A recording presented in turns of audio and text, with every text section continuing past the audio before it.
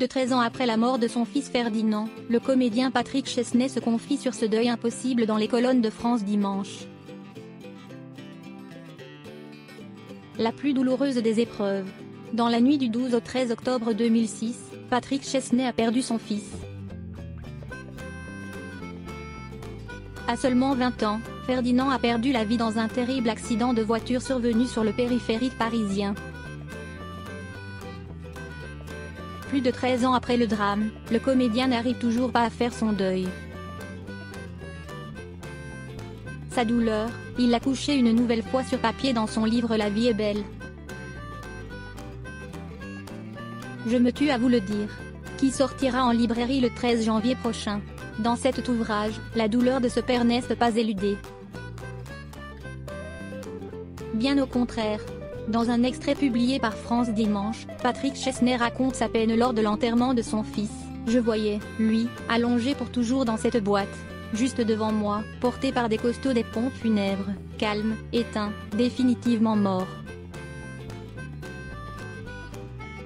Je me disais que j'aurais dû mieux le protéger et que si est moi qui aurais dû être dans cette boîte. Je n'ai pas été un bon père, écrit Patrick Chesney. Un bon père, ça empêche son fils de mourir à 20 ans.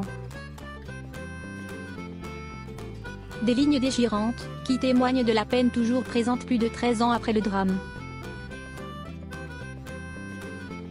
Le soir même de la mort de Ferdinand, Patrick Chesney s'est obligé à fouler les planches.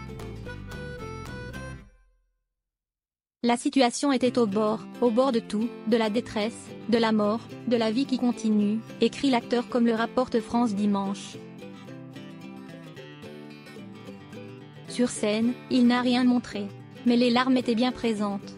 Siesti comme pour manger, pisser, dormir, à un moment ça vient, ça dégouline, se souvient Patrick Chesney dans son livre. Patrick Chesney, le 13 octobre, ma vie a basculé. En 2008, il avait déjà écrit un ouvrage sur le drame de sa vie. Le 13 octobre, ma vie a basculé. La sensation éphémère qui pouvait ressembler à ce qu'on appelle le bonheur, peut-être une légèreté, un accord avec soi-même, ses enfants, son corps, sa carrière, avec quelque chose qui met en harmonie tout ça l'espace de quelques instants, eh bien, ces instants-là me seront définitivement interdits, regrettait Patrick Chesney dans Il est où, Ferdinand ? Journal d'un père orphelin.